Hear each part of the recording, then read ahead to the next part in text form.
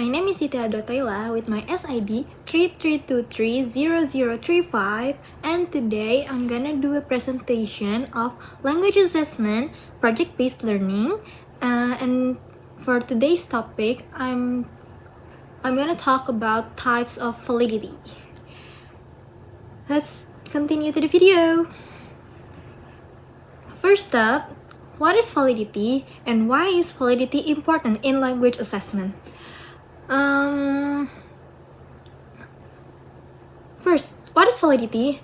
Validity refers to the extent to which a test measures what it claims to measure. It is concerned with the accuracy and appropriateness of the interpretation made based on the test scores. And why is validity important in language assessment? Validity is important to ensure accuracy, guarantees fairness, improves decision making, enhance test quality, and lastly is to build credibility. Next is types of validity. There are several types of validity. First up is content validity. Second is construct validity. Third is criterion-related validity, and for criterion-related validity, we divide it into two, which is concurrent validity and predictive validity, and last but not least is phase validity. First, what is content validity? Content validity refers to how well the content of a task represents the entire domain or skill it aims to measure.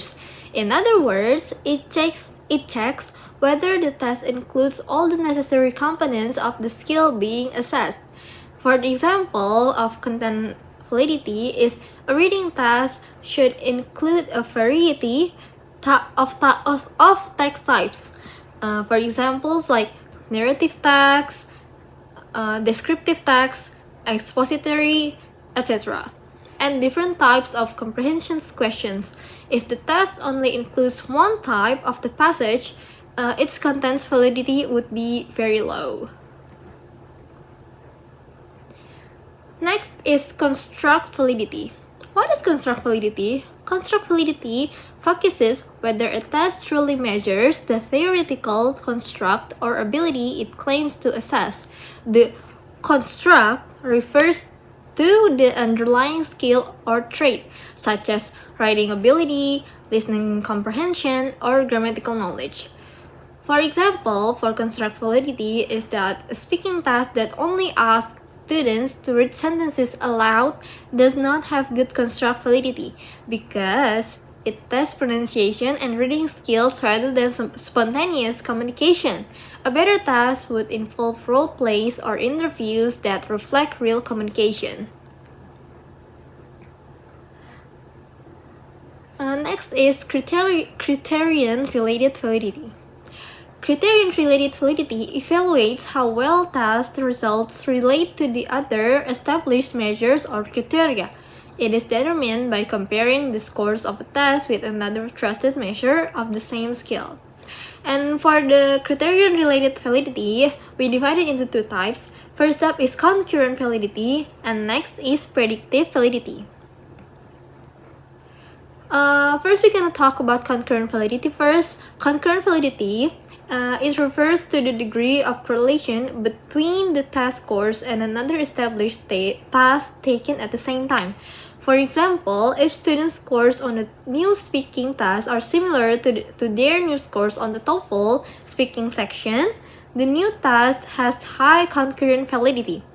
And next is for predictive validity. Predictive validity measures how well the test predicts future performance. For example, a university entrance test has predictive validity if high scores tend to perform better in future academic tasks or courses.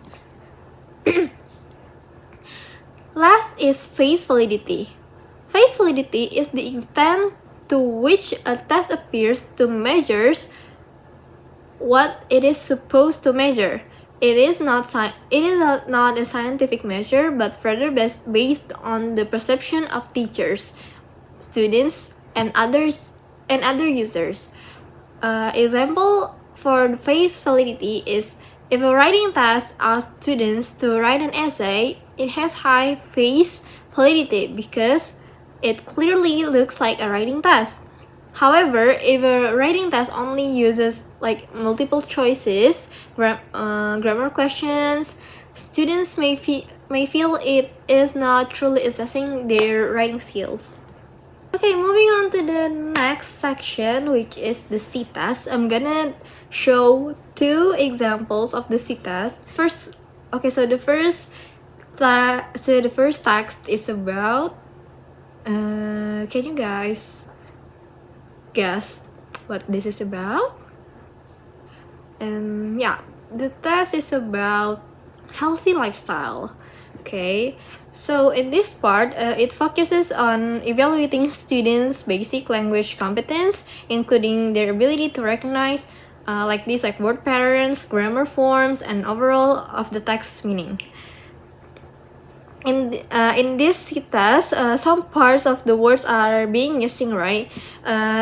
It's being deleted, and the students or the test taker must complete the missing letters based on the text context. Okay, so the idea is that every sentence gives a clue to the next sentence, like not sentence actually, but each word gives clue to the next word, because some of their words are being deleted, right? So the students need to understand the whole text so they can fill in the blank correctly. This is the examples of the first text. Okay, you can pause if you wanted to take a more look at the text, because in the next I'm gonna show the key answers of this passage, and this is the answers of the first part, the first text. As I said before, I'm gonna show two examples. Here's another examples. The next passage is about technology. Same as before, some of the words are being deleted, so the student must fill in the blank correctly. And this is the the key answers. For the scoring guide, we have the rules to the scoring. Okay, first up is scoring rules. Each correct restored word is 1 point.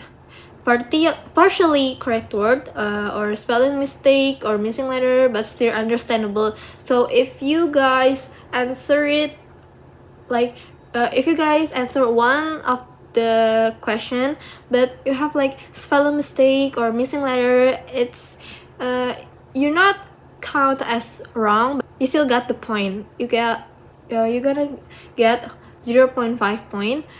But if you are not fill it or the answer was incorrect, you're gonna get 0 point.